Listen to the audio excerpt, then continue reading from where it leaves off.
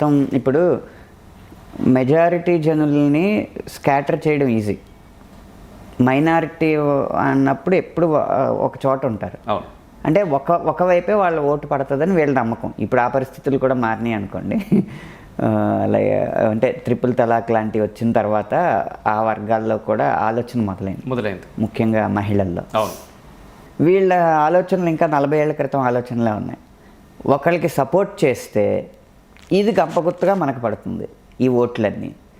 వీళ్ళల్లో విభజన తేవడం చాలా ఈజీ. వీళ్ళనేమో ఈ మెజారిటీ ఉన్న మతాన్ని మనం కులాల వారీగా విడగొట్టేసి మీకు ఇది అన్యాయం జరుగుతుంది అని చెప్పేసి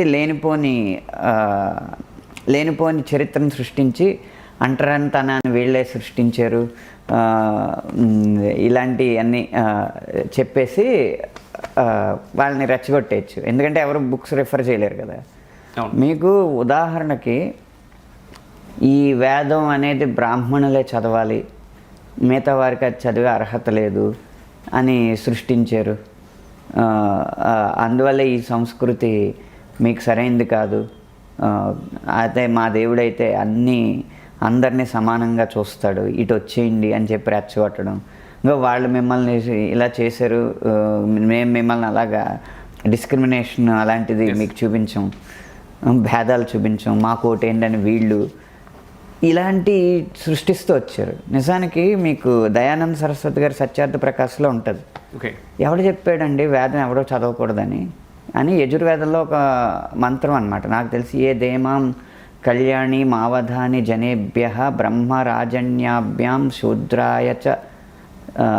శూద్రాయచార్యాయ చ స్వాయచారణాయ అని ఉంటుంది. ఏదైనా ఉచ్చారణ తప్పు ఉంటే క్షమించండి. దాని అర్థం ఏంటంటే భగవంతుడు చెప్తున్నాడు, ఈ వేద విజ్ఞానాన్ని, ఈ జ్ఞానాన్ని నేను లోక కళ్యాణం కోసం ఇచ్చాను. ఇది బ్రాహ్మణులు, క్షత్రియులు, శూద్రులు, ఆర్యులు, వాళ్ళ స్త్రీలు, వాళ్ళ సేవకులు కూడా చదవాలి, చదివించాలి, వినాలి, వినిపించాలి.